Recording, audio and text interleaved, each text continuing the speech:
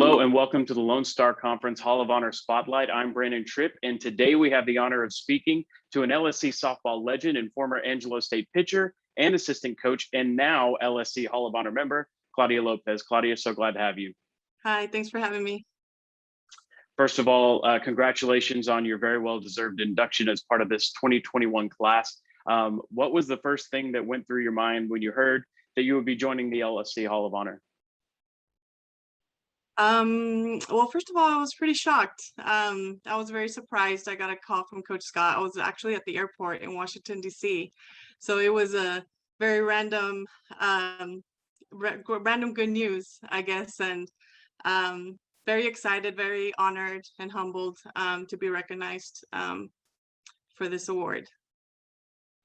And kind of as the news has sunk in over the last several days, what does it mean to you to be inducted into the LSC Hall of Honor, and kind of what are some of the thoughts and memories from your time at Angelo State that have been coming back? Well, it definitely takes you back. Take a look at all the great time that you had as an athlete, as a student at Angelo State. It definitely takes me back to thinking about all the hard work that we had to do, that as a team, and also as myself as an individual player, to be able to accomplish my goals. But you know, that's the one thing that I think about a lot, is just all the hard work that you put into it, and all the people that you shared that experience with, and all your supporters. It's always good to look back and reminisce on that great time of part of your life. Well, let's go back and do that. Let's go back and look at your career at Angelo State. What was it that made you choose ASU and really to join such a young program? They're just in their, I think, their second season when you first joined in 2003. Right. I think ultimately the thing that made me decide to go to Angelo State was the group of girls that were being recruited that year. I know that year a lot of girls from Arizona were being recruited, a lot of players that I played with in the conference in Arizona, and I was really excited to know that a lot of these players were coming from Arizona and that I knew these players. So Angelo State's very far from home. I remember thinking, there's no way I can go that far. But knowing that these girls that I knew that I played against were also going was very, very exciting to me. And obviously it turned out to be a really good decision. Yes, You furnished yes. that first season with 165 strikeouts, helped lead the team to its first winning season. And then obviously 2004 was the big year for you and for you guys as a team. A 24-6 record for you, a 198 earned run average, 221 strikeouts, named the LSC Pitcher of the Year, the South Central Tournament MVP, and of course, a part of that national title winning team that season.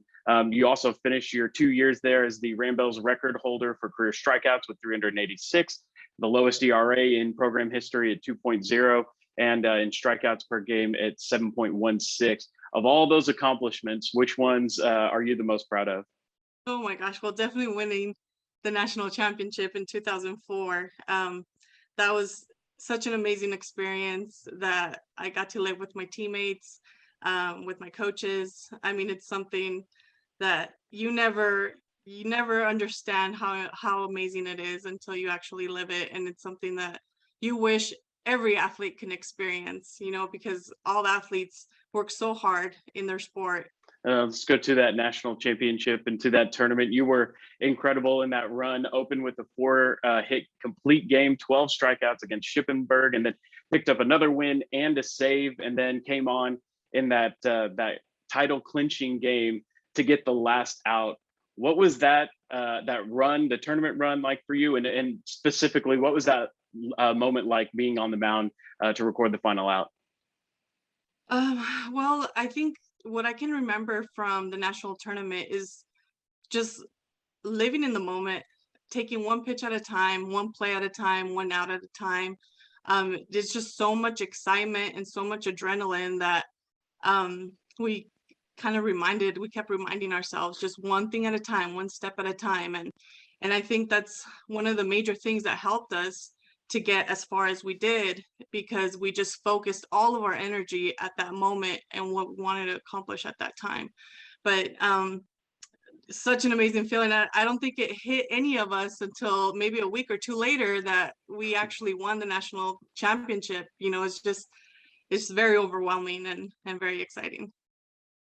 And you weren't done at Angelo State after the national championship either. You ended up coming back and Yes. serving as an assistant coach for 3 years. What brought you back to San Angelo and got you into coaching?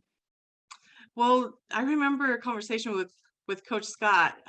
We were dragging the field actually one day after practice, and he asked me what my plans were after graduation, and I really didn't know, to be honest with you. I wasn't sure. My plan was just to go back home, back to Arizona, and start there. But he put the idea in my head of if I'd want to coach with him, and I had never considered coaching actually, and he asked me if I would consider it, and I thought about it, and it was an opportunity for me to continue my education as well at Angelo State. And I went for it, and it was one of the best things that I ever did. It was a great experience to be able to coach and also be around. Some of my teammates were still not, they hadn't graduated yet, so I was still able to be part of their experience as players. And but it was a great experience for me. I'll never forget it.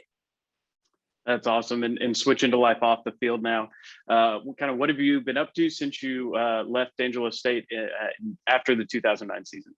I actually changed careers. I went into the physical therapy field. I went back to school, got certified, and I was in Arizona for a couple more years, and then I ended up coming back to Texas. So I'm still now here in San Angelo, and it's been a fun ride. I was always interested in physical therapy, but I kind of went the coaching route first. So once I had my son, I felt like I wanted to change careers, and I kind of went back to what I initially was interested in before starting coaching. And then finally, what would you tell young aspiring softball players who may hope to become Hall of Famers themselves one day? I would say stay true to yourself. Kind of, I think when I reflect on myself on when I was an athlete, I was very grateful for all that I had the opportunity to do. I was grateful for being able to be a college athlete. I was grateful to have the teammates that I had around me, and I always try to make the best of it. And also, most importantly, is just live in the moment, because sometimes we get too wrapped up in all that we want to accomplish. We get wrapped up on that goal, but just pretty much the day in and day out work that you put in, that's what's going to get you to where you want to be. The early morning weight training, the workouts, the practices, giving it your all 100%, those will build up to get you to where you want to go. Well, Claudia, congratulations once again, and thank you so much for joining us today as one of the newest members of the Lone Star Conference Hall of Honor. Thank you so much.